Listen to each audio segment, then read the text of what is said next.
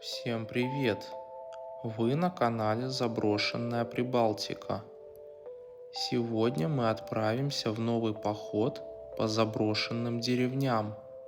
Один из домов меня очень удивил. Люди не живут здесь уже 14 лет, но дом остался практически нетронутым. Вокруг идет жизнь, но здесь время замерло. Изучать подобные дома очень интересно, ведь можно узнать, как раньше жили люди. Приятного просмотра!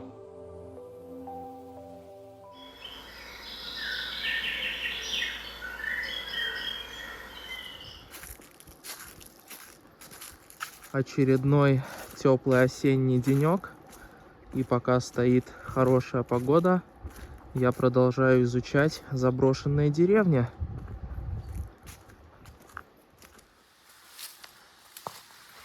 Яблоневый сад и следующий хутор.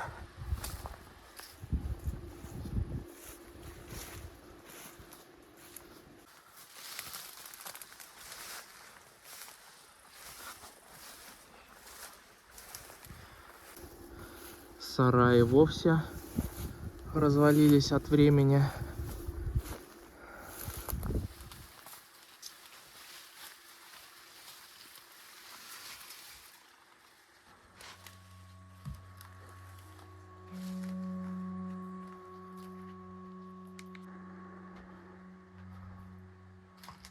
Потолок обвалился, но при этом сам дом остался, можно сказать, нетронутым.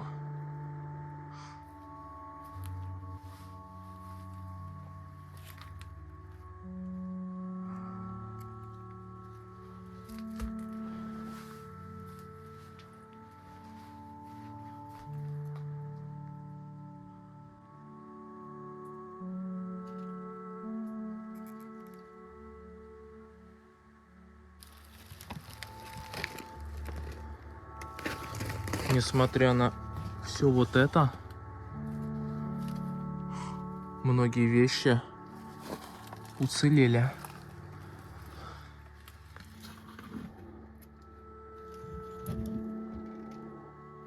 Ой, сколько здесь комаров.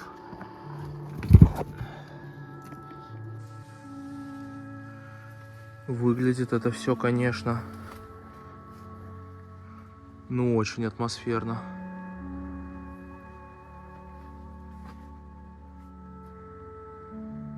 Шкаф какой красивый.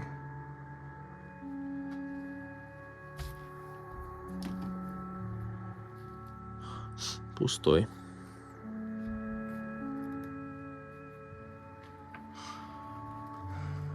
Снова бутылки от спиртного. Водка.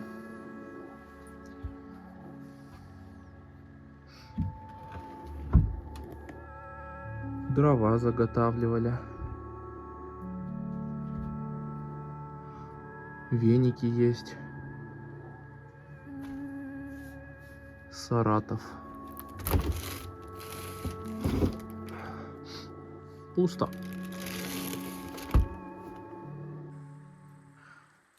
Это была лишь половина дома. Во вторую часть вход отдельный.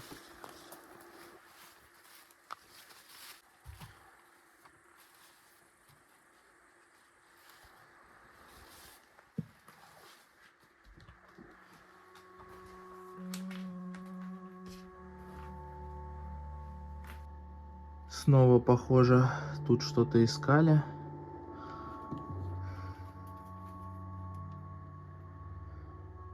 Икона.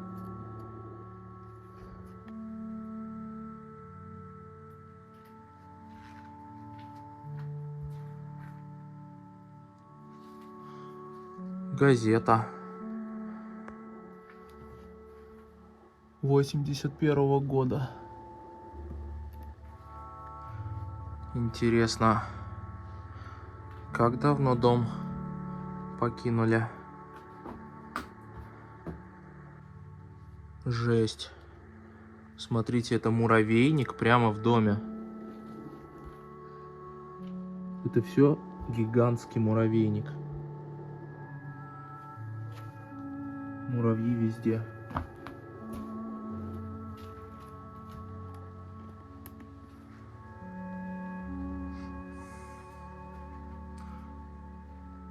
Снова остатки посуды,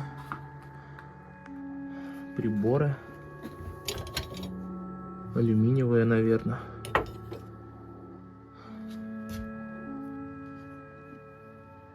Сода. Интересно. Срок годности не ограничен.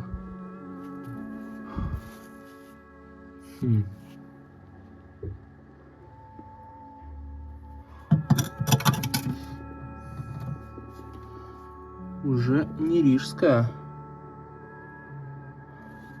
Петушок на клейме. Зик. Надо будет дома посмотреть, что это за фабрики такие. Печь зачем-то разбирали. Что-то искали или металл, наверное, выдирали.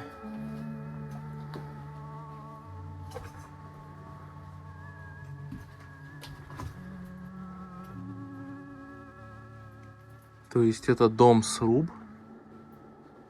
И прямо на дерево крепили газеты. Видимо, для утепления. Картон крепили. И наверх уже клеили обои. Интересно.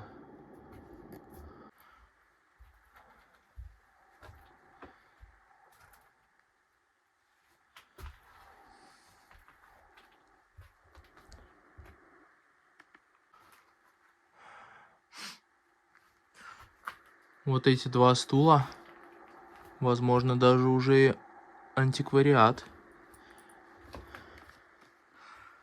И кладовка.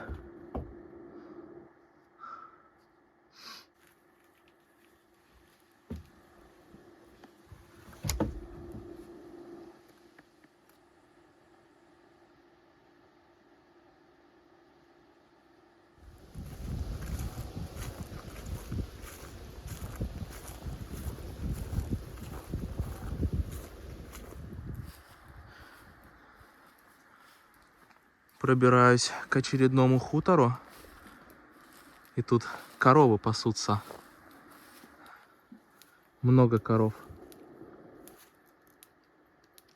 Привет. Как дела?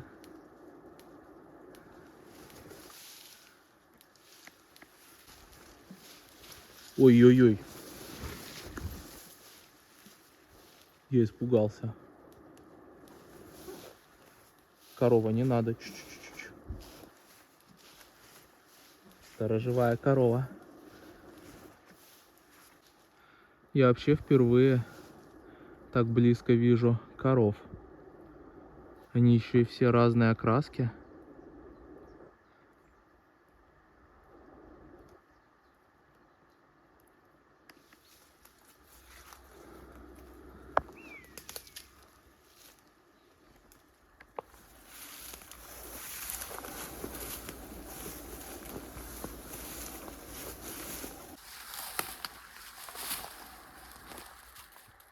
Грибы на дереве растут.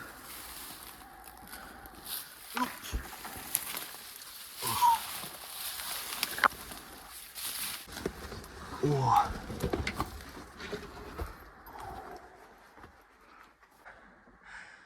Похоже на баньку по-черному.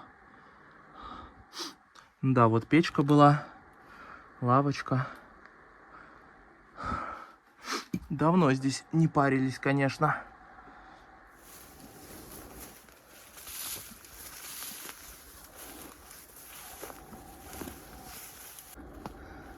А вот и сам хутор.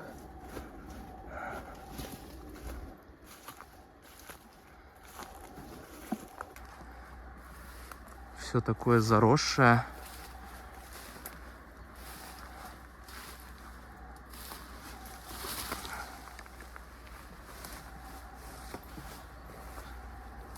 Не похоже, чтобы тут кто-то жил. Хотя вот коровы рядом пасутся. Вон они. Не хочу, чтобы они меня заметили.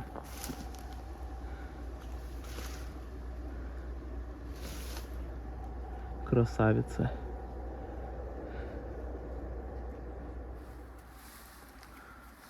Дверь в дом вообще открыта.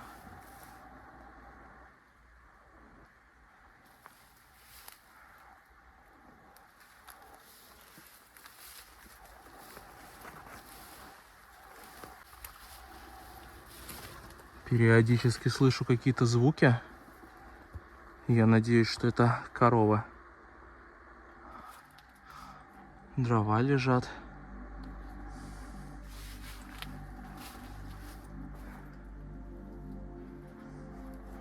А здесь загончик для животных.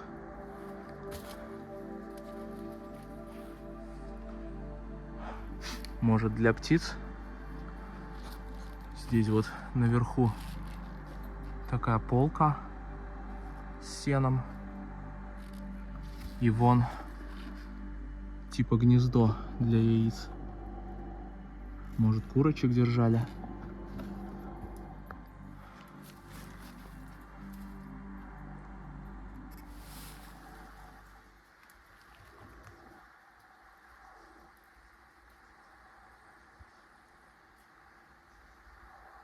Есть кто? Я не знаю, было слышно или нет. Есть кто? Просто только что прямо из этого сарая я слышал отчетливый грохот.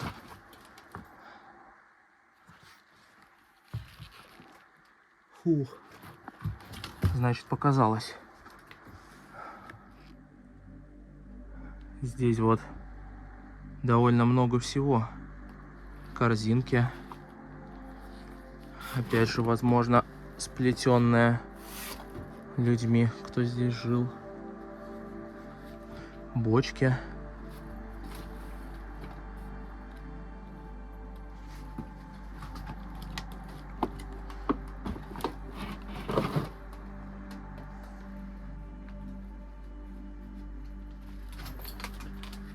Бутылки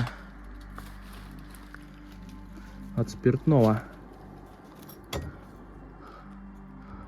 96 градусов. Это что такое вообще? Что за ядерный напиток?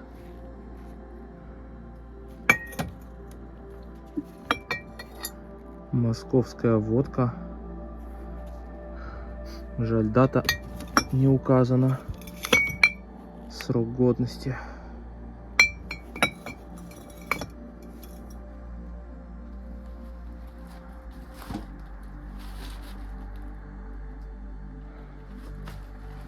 Сундук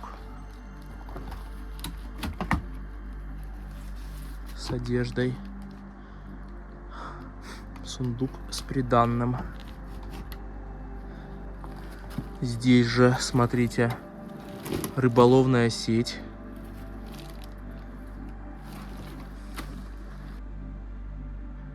И просто много различных хозяйственных предметов и инструментов. Вот пила, дружба, пальтишко красная, авоська. Я слышал, раньше с такими ходили в магазин.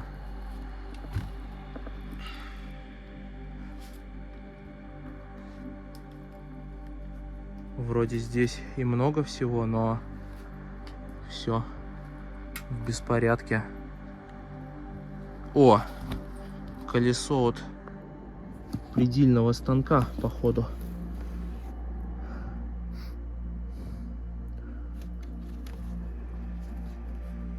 Может, сам станок будет.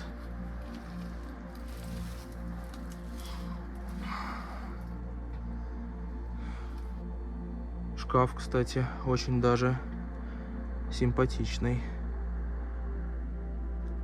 Здесь же бидон и прочие инструменты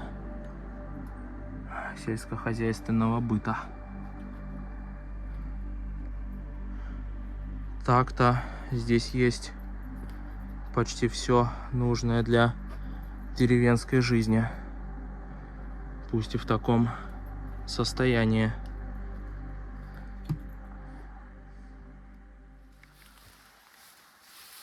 Дождик начался. Ладно, пойдем в дом заглянем. Ай! Крапива под ногами.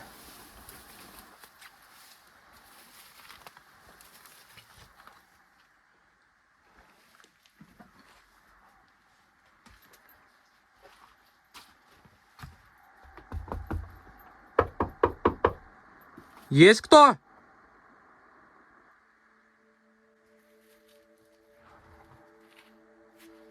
Просто дверь входная открыта. Мало ли что.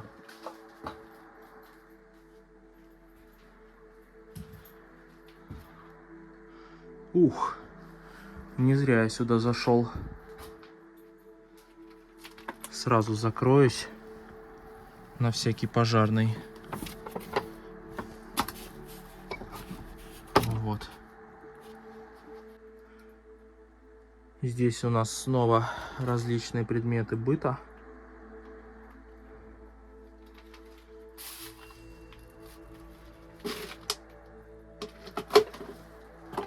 Сундук еще один. Опа!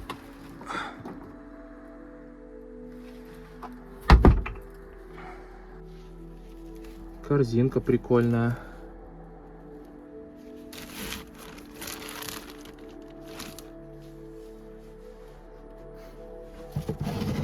Нитки. Ух, какой кувшин. Глиняный, возможно.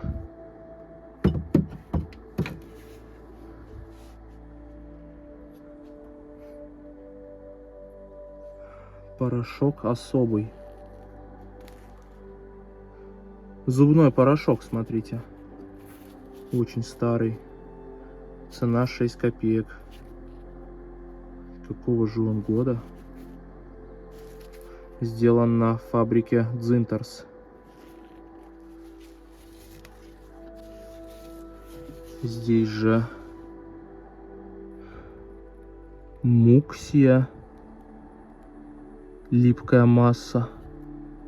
Это что вообще? Клей? Интересно.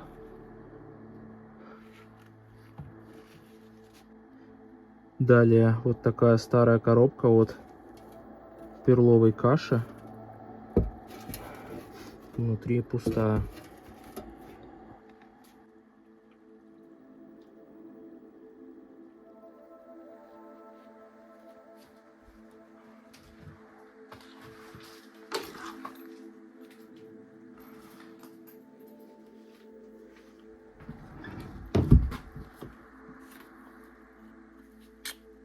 Закрыться, походу, не получится.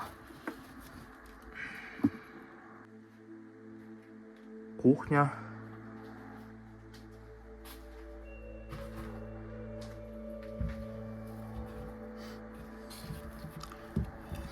Рижская. Да, вот здесь еще посуда. Довольно много, я бы сказал.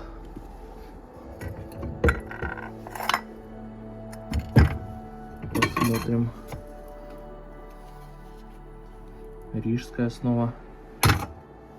все в паутине.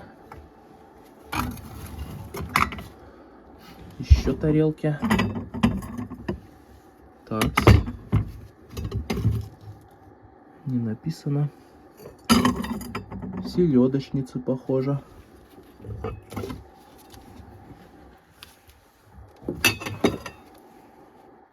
Прикольная штука.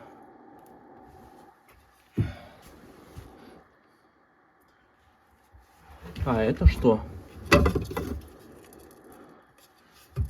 Пластмассовый, походу.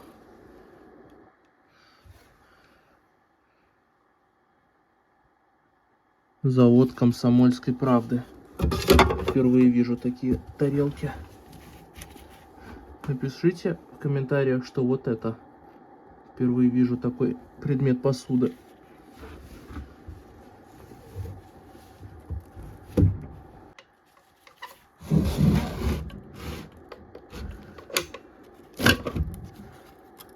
Ложки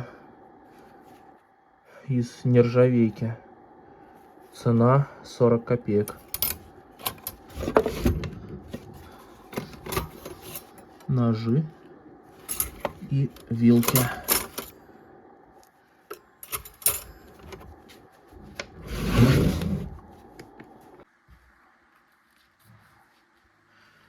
Здесь различные припасы и еще посуда.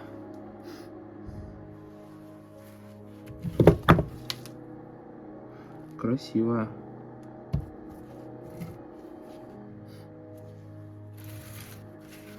Для соли.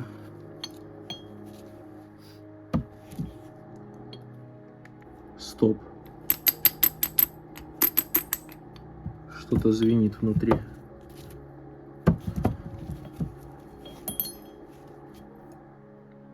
Ключ, смотрите. Ха.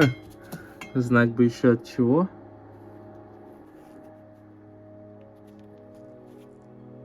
Десять копеек 83-го года.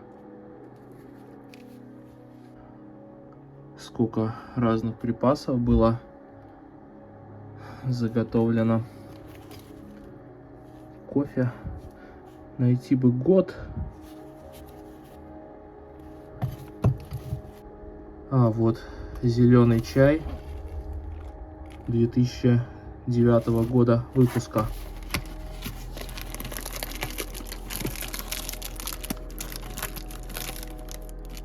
Хоть срок годности уже и вышел, но я бы не сказал, что он как-то плохо пахнет.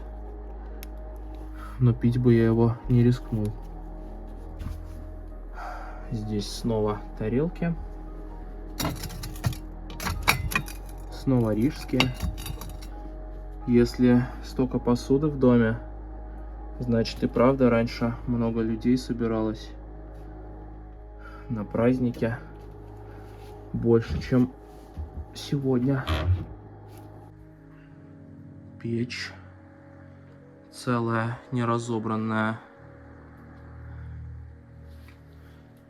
Место, где можно было спать. Вот, полагаю, как раз за этими плитами охотятся мародеры. Следующая комната. Здесь много икон. Святой уголок.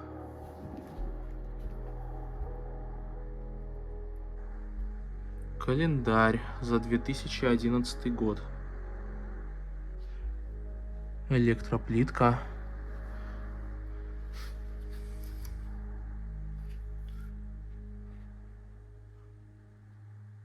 Пепельница.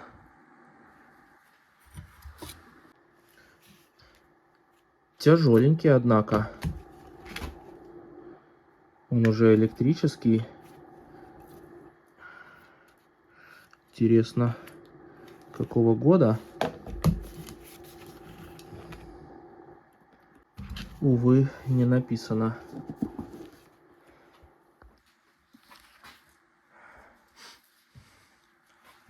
Эх. Здесь видно, что-то искали. Как обычно, все распотрошили, разбросали. Зачем так делать? Не пойму. Что за коробочка? Опа. Здесь у нас крем для обуви за 22 копейки.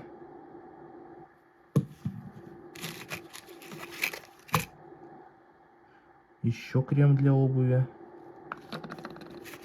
И какое-то лекарство, наверное. В такой вот капсуле. Нашел две интересных вещицы. Вот такая горелка. Я так понимаю, спиртовая. Там внутри фитиль. Заливаешь спирт, и она должна гореть.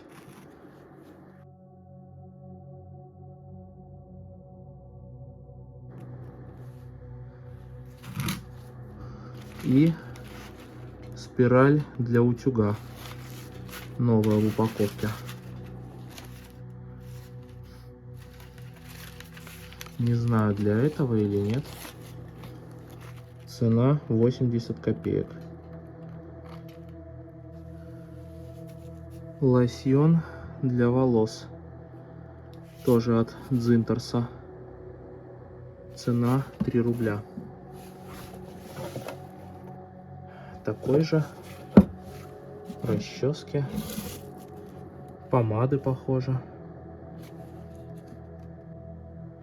Открытка на память бабушки Нюши и бабушки Гали от внучки Наташи.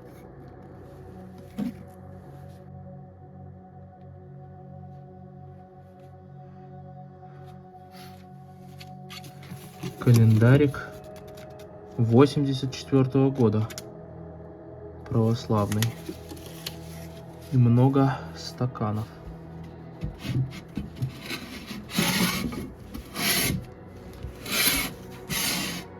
Вот они.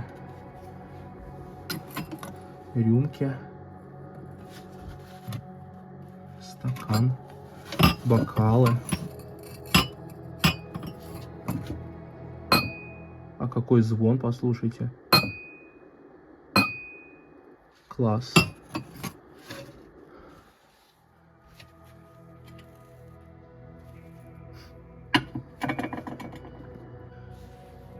Такс. Это похоже. Да, это все календарики. Православные. Очки в футляре.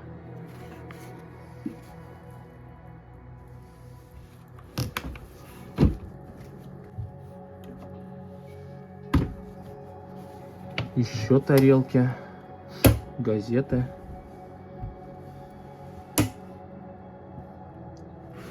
Впрочем, с виду ничего особенного.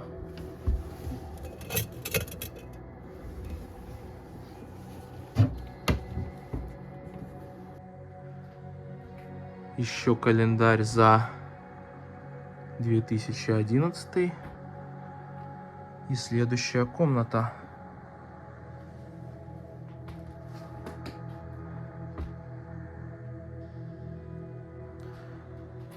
Здесь, похоже, тоже был красный угол.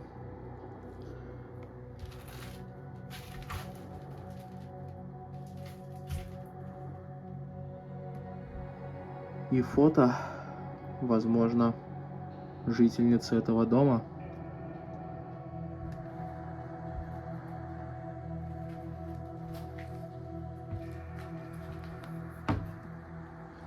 Ой, какой же здесь застоявшийся запах.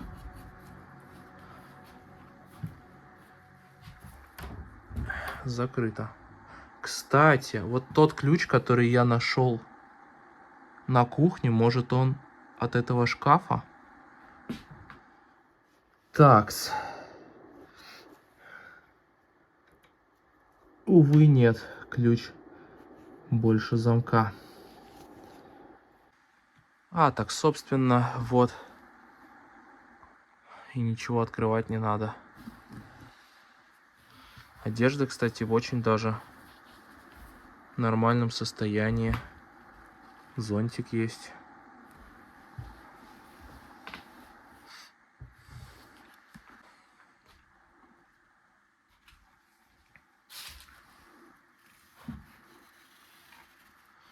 Граненые стаканы. Духи. Рижская сирень.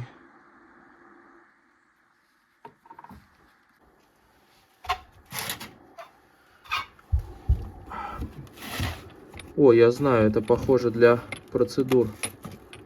На спину ставили такие банки.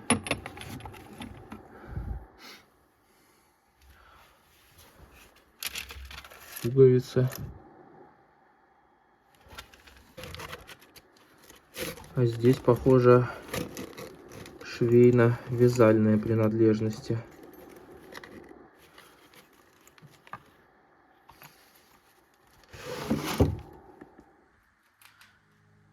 А здесь, похоже, была спальня.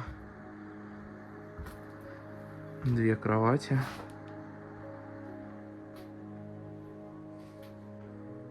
Продолжение печки. То есть, смотрите, печь, она и на кухне, и в спальне.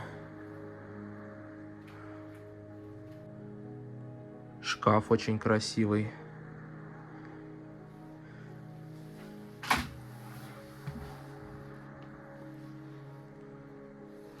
Снова одежда. Теплая. Зимняя. Смотрите, какое пальто с подкладкой меховой. Класс. Шуба. Тоже очень теплая.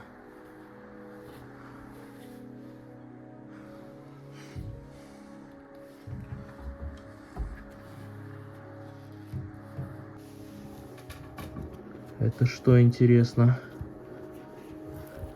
Может быть, грелка или фляжка? Не знаю. Игрушки елочные. Но это, походу, уже не стекло. Туфли.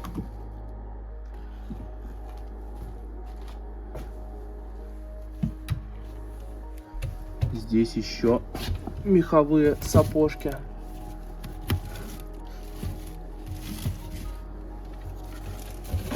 Сумочка для велосипеда.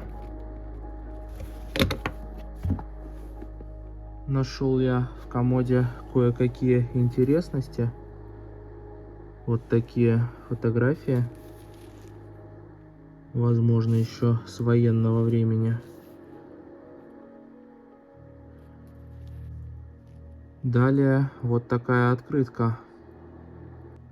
Бабушка Лена и Нюша, поздравляем вас с женским днем 8 марта. Ударник коммунистического труда.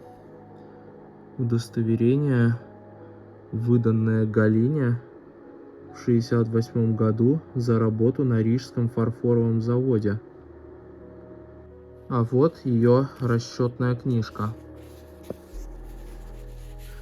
Условия труда. Здесь вот ее ставка 2 рубля 68 копеек. Наверное, это зарплата за день была.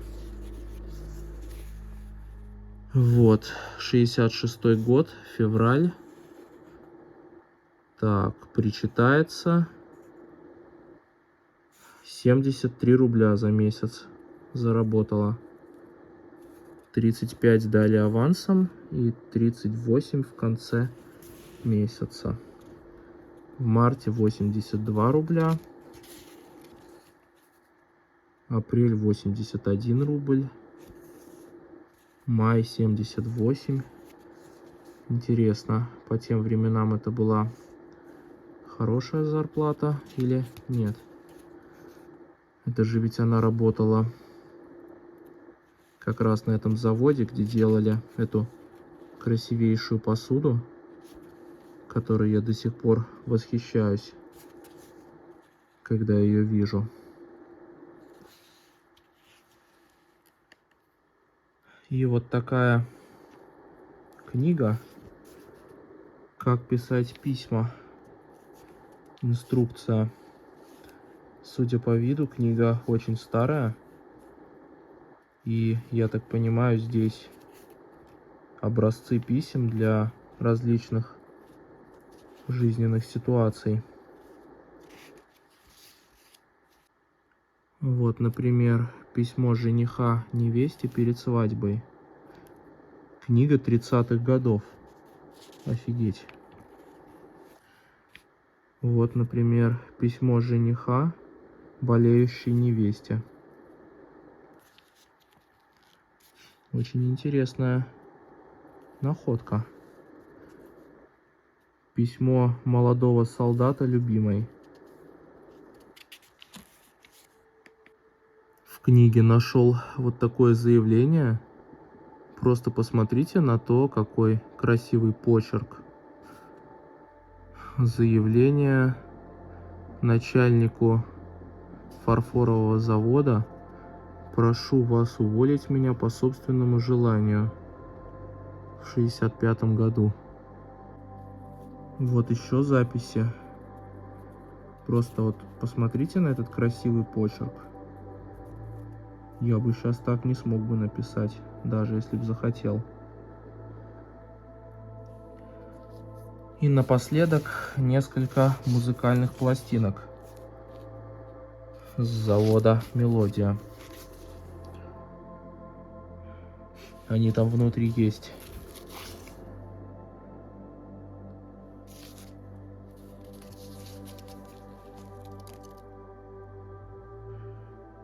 Немецкий сельский танец.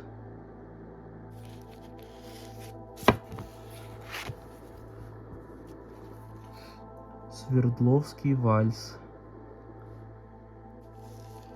А здесь голос земли. Что ж, вот такой интересный дом я сегодня нашел. Судя по увиденному, думаю, здесь жили две женщины.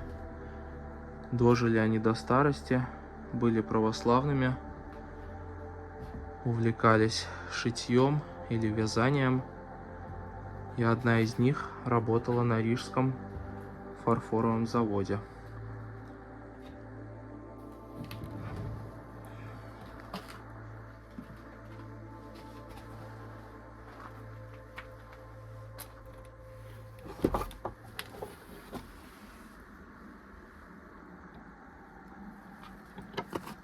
Что ж, спасибо всем за просмотр. Счастливо и до скорых встреч!